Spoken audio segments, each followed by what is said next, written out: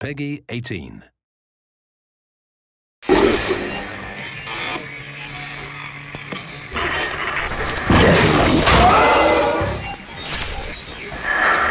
As any engineer knows, a great creation is made up of many components, much like the human body and all its vital organs.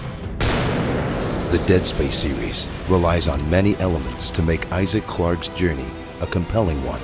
And if the story is the brains, and the gameplay its limbs, then the art direction must be at its heart.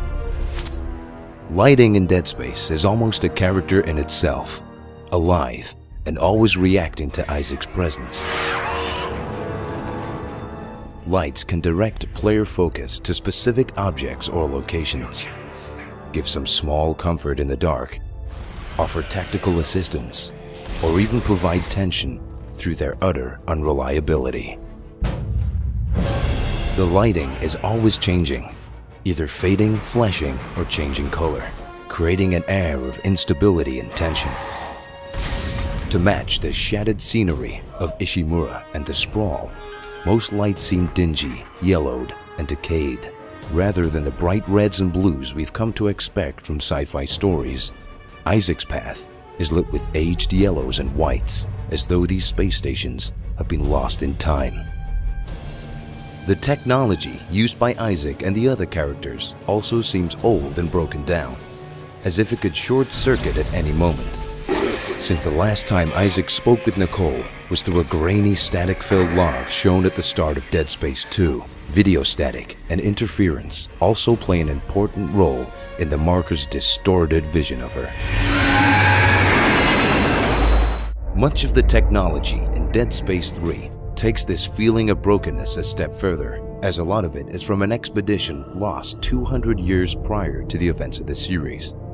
The buildings are falling apart, the doors screech when they open, and everywhere there is decay.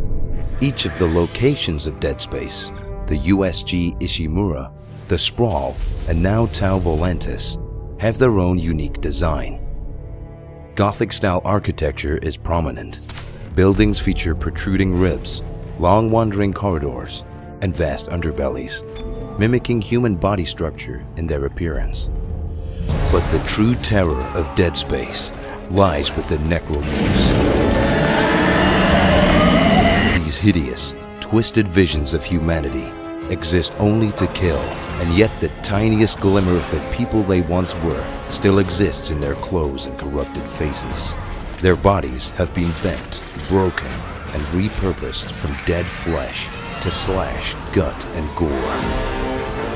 From the hulking brutes to the nightmarish lurkers, each and every necromorph has been designed to terrify and horrify as they haunt dark spaces in search of victims. But thanks to lighting, location, and sound, even when the necromorphs aren't visible, their presence is felt by Isaac every step of the way. But he isn't going down without a fight.